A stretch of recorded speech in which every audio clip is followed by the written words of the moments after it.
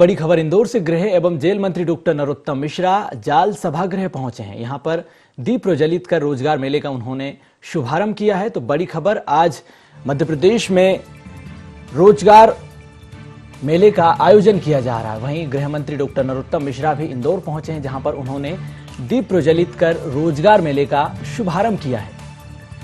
तो स्वामी विवेकानंद जयंती पर रोजगार मेला आयोजित किया जा रहा है, जिसमें गृह मंत्री डॉक्टर नरोत्तम मिश्रा शामिल हुए। जिले में रोजगार मेले से करीब 35,000 युवा लाभान्वित होंगे। गृह मंत्री डॉक्टर नरोत्तम मिश्रा ने कन्या पूजन भी इस दौरान किया है।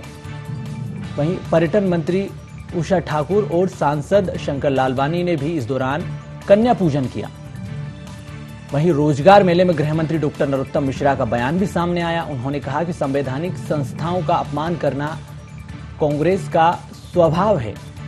दिग्विजय सिंह सदैव आदिवासी और जनजाति के विरोधी रहे हैं। तो बड़ा हमला गृह मंत्री का, ये उनके कांग्रेस के मंत्री रहे उमंग सिंगार ने कहा था।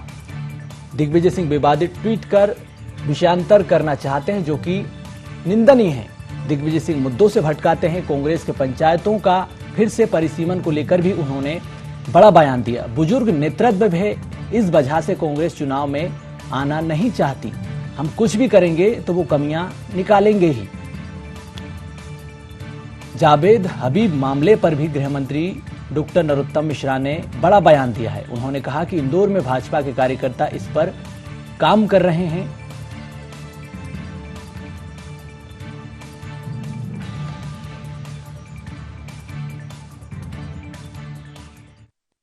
करेंगे तो वो कमियां निकालेंगे ही। हमने अब इसकी तारीख दे दी तो इस पे कमी निकाल रहे।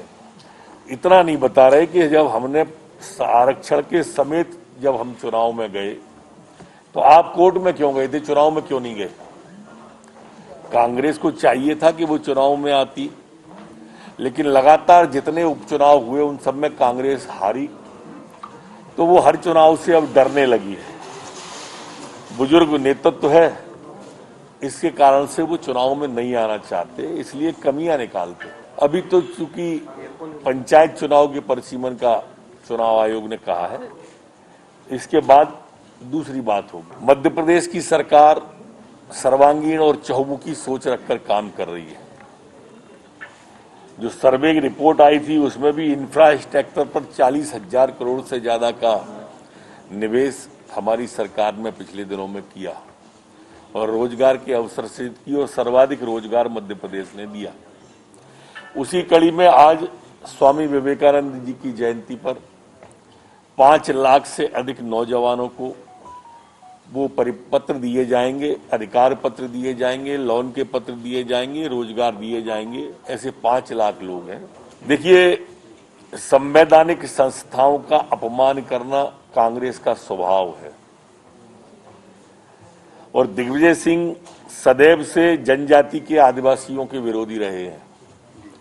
ऐसा मैं नहीं कह रहा हूं, ऐसा इनकी सरकार के वन मंत्री उमंग सिंगार ने कहा था।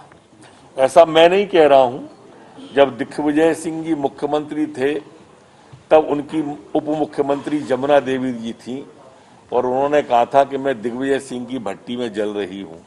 ऐसा मैं नहीं कह रहा। शिवभान सिंह सोलंकी जो उस समय मुख्यमंत्री पद के दावेदार थे और उन्होंने बनने नहीं दिया था, उनने कहा।